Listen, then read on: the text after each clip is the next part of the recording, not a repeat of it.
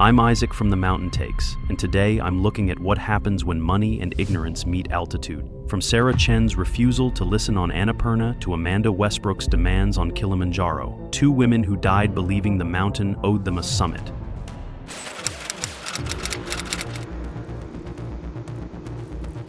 Sarah Chen was 43 years old, a venture capitalist from San Francisco with a net worth that exceeded most countries' GDP. She'd summited Denali 3 years earlier on a guided tour, spent 4 figures on a personal trainerist in Palo Alto, and maintained what she called peak cardiovascular fitness. On September 14, 2019, she arrived at Annapurna Base Camp at 13,550 feet with her boyfriend, a climbing photographer named Marcus Webb, and a Sherpa guide named Pemba Dorje, who'd been climbing Annapurna for 19 seasons. By day 2 at base camp, Sarah was already at odds with Pemba. The weather window was narrow there, were clouds building from the south, wind speeds increasing to 35 kilometers per hour by late afternoon, and the snow at higher elevations was consolidating into unstable slabs. Pemba recommended waiting 4 days. Sarah had already paid $40,000 for this expedition. She had a board meeting in 2 weeks. She had no intention of waiting.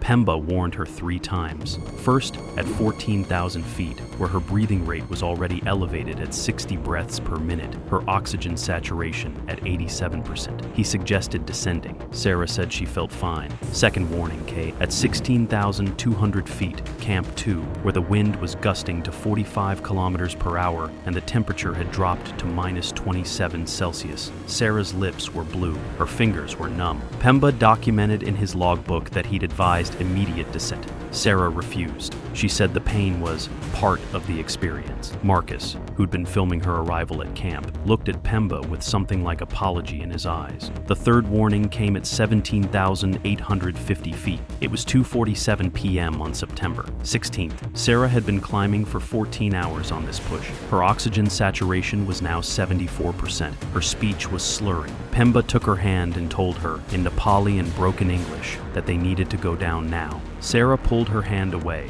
and told him that she wasn't the kind of person who quit. She was a finisher. She always got what she paid for. They moved upward together. Pemba knew by then what was happening. High-altitude cerebral edema. The swelling in her brain was affecting her cognition, her judgment, her ability to understand that the mountain had already won.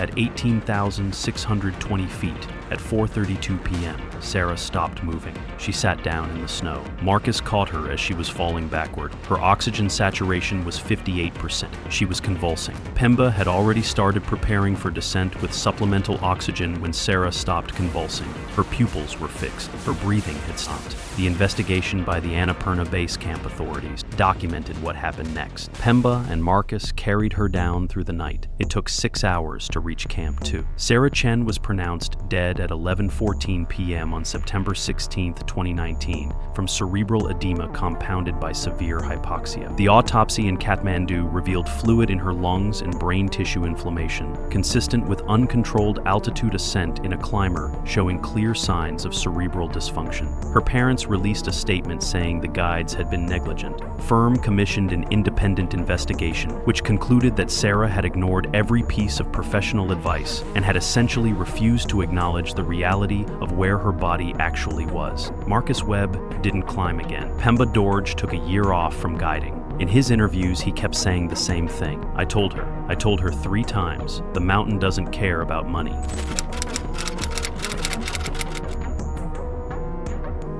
Three years later, on October 8, 2022, Amanda Westbrook was sitting in the Kilimanjaro base camp mess tent in Tanzania, unhappy with the menu. She was 38, an Instagram influencer with 847,000 followers, a personal brand built around wellness and self-improvement, and a climbing portfolio that consisted entirely of social media posts from other people's expeditions. This was her first real climb. She'd hired a premium operator, paid $8,500 for a private guide arrangement, and brought enough camera equipment to document everything in 4K. Her guide, a Tanzanian climber named David Mwangi, with 12 seasons on Kilimanjaro, had advised the standard acclimatization route: 5 days on the mountain, sleeping at progressively higher altitudes, ascending slowly to allow her body to adjust to the reduced oxygen. Amanda had other plans. She'd read on a wellness blog that Kilimanjaro was beginner-friendly and that normal fitness was sufficient. She asked David if they could do it in 4 days instead. David said no. Amanda said she'd read that other operators offered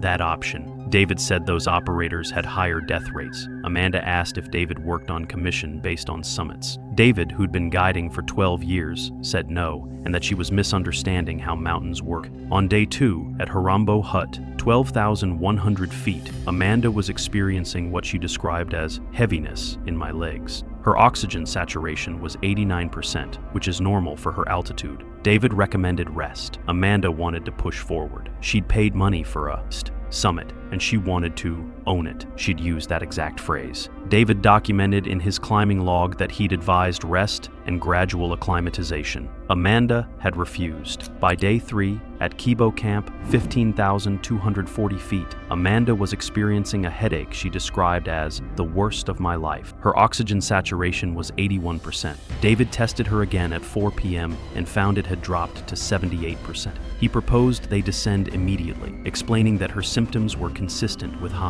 altitude. Pulmonary edema fluid was likely building in her lungs. Amanda said the pain was probably just altitude and that she'd pushed through because she'd come too far. She'd already posted 3 Instagram stories about being on Kilimanjaro.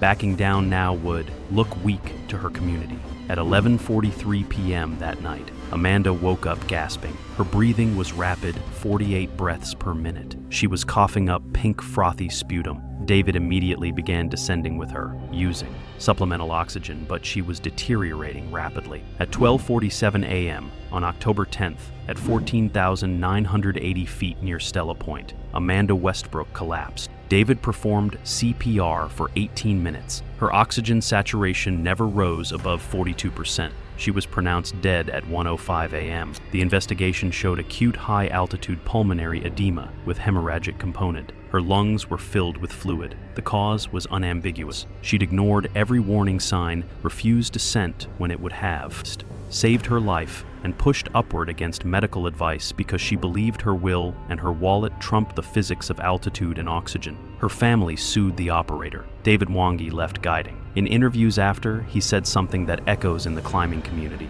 The mountain doesn't negotiate. It doesn't know how many followers you have. It only knows whether you can breathe. 2 women who had everything except the one thing that mattered, the humility to listen. Sarah Chen and Amanda Westbrook both died at altitude because they believed their determination, their resources, their refusal to accept limits would override the simple biology of a human body at 17,000 feet. The mountain doesn't care about your credentials. It doesn't care about your net worth or your Instagram following. It cares about one thing: whether you're willing to descend when it tells you to. Both of these women weren't, and the cost of that decision extended far beyond their own deaths. It cost Pemba Dorje and David Mwangi pieces of themselves they never got back. It cost their families the people they loved. And it cost the mountains 2 more names added to the list of people who thought they were the exception. I'm Isaac, and this is what the mountain keeps.